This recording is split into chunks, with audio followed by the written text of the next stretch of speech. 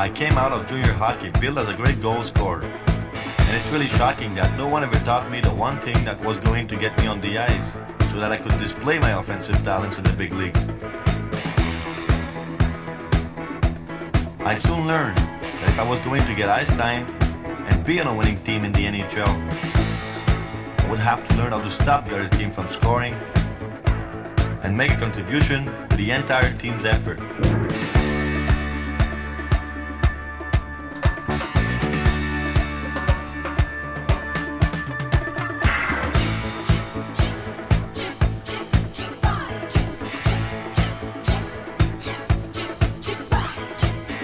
I'm convinced that the ability to score goals is largely a God-given talent.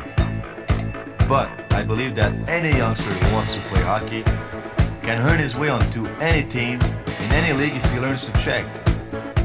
Everyone can learn to check and check well. Claude Ruel and Scotty Bowman were very helpful to me in the learning of checking skills. When I joined the Canadiens from Quebec, I found that the move that got me scoring chances in the junior league just drew a big blank in the NHL because the defensive systems and good checkers were taking my game away from me. So I started watching, and I soon learned that when the checker made the puck carrier come to him, the checker was boss. But when the puck carrier was smart enough to make the checker attack him, well, that was a different story. I was the boss.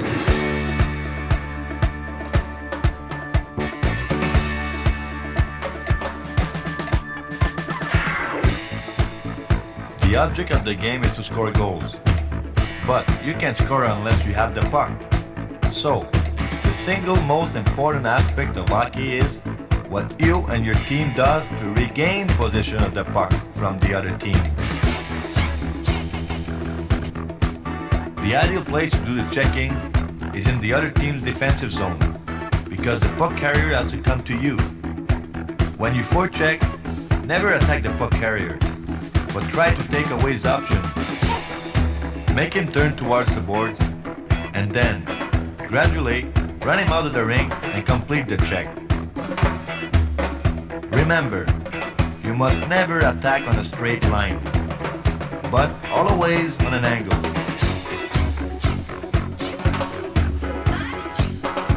In your own defensive zone, when you are the closest man to the puck carrier, make your first few strides short and powerful, and then keep both blades on the ice, turn your toes in, and snow plow. Head on towards the puck carrier.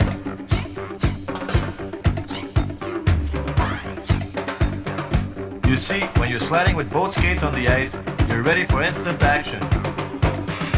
Whichever way the puck carrier goes, you're going to make contact. If the puck carrier shoots or passes before you get to him, be sure to keep yourself between him and your net until your team regains possession.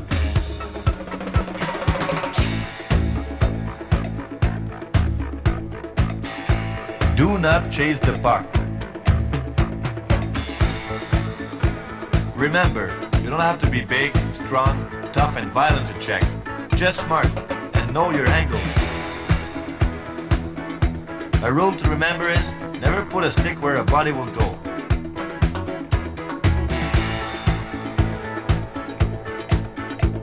The stick was made to handle the puck, the body is built for checking.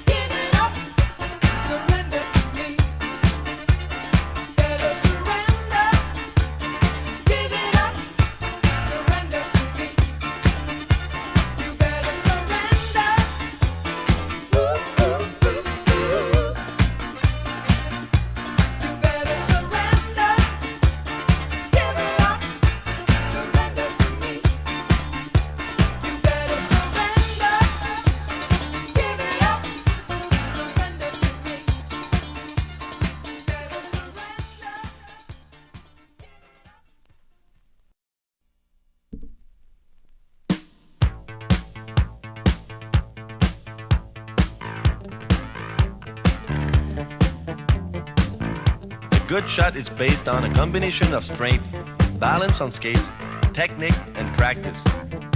First, you should use a stick with a handle that you can flex or bend. And no matter what type of shot you work on, it's most important that you release the puck quickly. In recent years, Claude Ruel has really helped me work on my quick release. He passes me one puck after another at high speed, and I receive and shoot all in the same motion. You can also help your quick release by learning to do push-ups on your fingertips. Start by doing a few and then gradually increase the number until you can do 35. It's not easy, but the strength that you'll gain will make all the difference in developing your shots. Keep on pushing, yeah. Keep on pushing, yeah. The snapshot is one of the greatest offensive weapons to appear in recent years, and doing the push-up exercise is an essential element in its success. You start with the puck on the toe of the blade. Roll the blade over a little. Draw the stick in slightly and lean on the handle with the bottom hand. And then snap. You gotta reach out, draw in, snap your wrist. You gotta reach out, draw in, snap your wrist. Keep on reaching out, keep on drawing in. Oh, snap your wrist, let it go, let it go. The wrist shot is sometimes referred to today as a forgotten art. Wrist shots have two advantages: quick release and accuracy. Cradle the puck in the center of the blade, and while flexing the stick slightly, shoot the puck with a sweeping motion. The key here is following through with the motion after the shot. Also, practice receiving a pass and releasing the wrist shot all in the same motion. Remember the importance of the quick release. Gotta let it go just as soon as you get it. Gotta let it go just as soon as you get it. Gotta get the pass, snap your wrist, all in one motion. Gotta let it go, let it fly as soon as you get it. Soon as you get it, yeah. The slap shot is a valuable offensive weapon if it's used at the right place and time. Many people are critical of the slap shot because most amateurs don't know where it's going, and they take so long to get it away that usually the shot gets blocked. Here are a few hints for a good slap shot. First, it's the whipping action in the stick that gives you the speed in your shot. Pick the general area you want to shoot at and draw the stick back about waist high. As you're drawing the stick back, allow the bottom hand to slide down the handle about 14 inches from the stick handling position. Now, look at the puck and tighten up the bottom arm as you start to come forward with your shot. The stick should make contact with the ice and the puck at the same time. The blade of the stick should hit the puck between the midpoint and the heel end of the blade. You gotta draw back, pull back, drop your hand. You gotta draw back, pull back, drop your hand. Tighten up when you're swinging through. Slap the eyes just behind the puck. Move on through. Move on. For me, the backhand shot is the toughest of all shots to master. The curved stick has made the backhand shot even more difficult, since you use the reverse side of the blade. To gain complete control of the backhand, make sure that the puck is between the center and heel of the blade. Only the most skillful players can really take advantage of the potential of the backhand shot or pass. But if you can master it, it's a great way to keep the defense guessing. Keep on pushing, yeah. Keep on pushing, yeah. Keep on pushing, yeah. Keep on pushing, yeah. Ooh, ooh, ooh. Keep on pushing. Ooh, ooh, ooh. Ooh, ooh, ooh. Keep on pushing.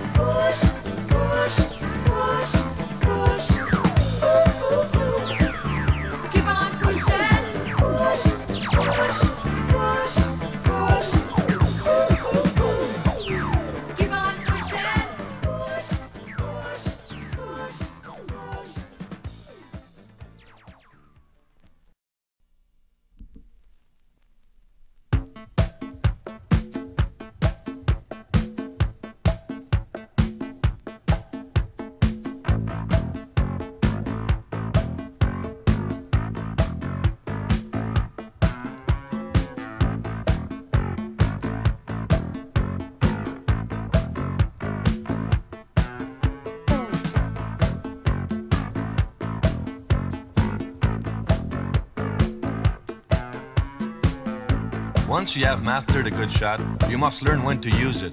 It's important when you practice your shots to always shoot towards the target. Control of any shot comes from a closed or open blade. To keep the shot low, close the blade. And to shoot it high, all you have to do is open the blade. Remember that backhand shots are more difficult because of the curved stick. Yes, you can do it. You know you can do it. Baby, all you gotta do is try. When attacking a goaltender, never carry the puck in front of you because he knows you cannot shoot from that position. The goalie takes one look, he reads deke or pass, and he backs up. Don't tell him what you're gonna do. Don't give him the additional advantage. Scoring goals is tough enough without giving the goalie the edge. Carry the puck beside you. Now you have him guessing. Then, if the goalie backs up to the crease, shoot. If he stays out, deke. The attacker always has to react to the goalie's position. This is why freedom of thought at high speed is so important. At 35 miles per hour, with 2 or 3 guys chasing me, I have about a quarter of a second to look, analyze, and react. So you should never predetermine what you're gonna do. You've got to be able to think on the spot. Yes, you can do it. You know you can do it. Baby, all you gotta do is try. The backhand is used quite often when you have a chance to deke the goalie in a one-on-one situation. Stick handle the puck from your forehand to your backhand. Remember, the puck has to be near the heel of the stick for control. Then hesitate. Hesitate and shoot it high. Always upstairs where the goalie can get a foot, hand, or stick. Yes, you can do it. No, you can do it. Baby, all you gotta do is try. You know you can do it. You can get through it. Baby, all you gotta do is try. Try.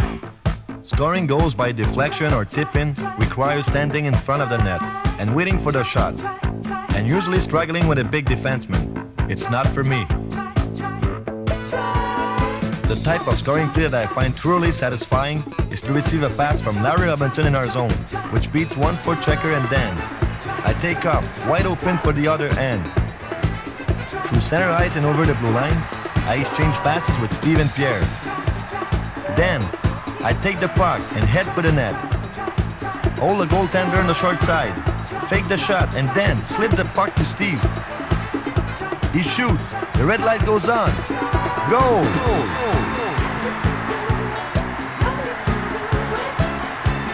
Baby, all you gotta do is try. Yes, you can do it. No, you can do it. Baby, all you gotta do is try. For me, it's more fun than most goals that I score myself. To move it on a goalie with 2 or 3 guys chasing behind, and then to be able to completely dominate the goalie mentally is just a great feeling. To get a netminder moving one way and then control the puck in heavy traffic and put it in from another direction is the kind of a personal reward that makes all the training and hard work worthwhile.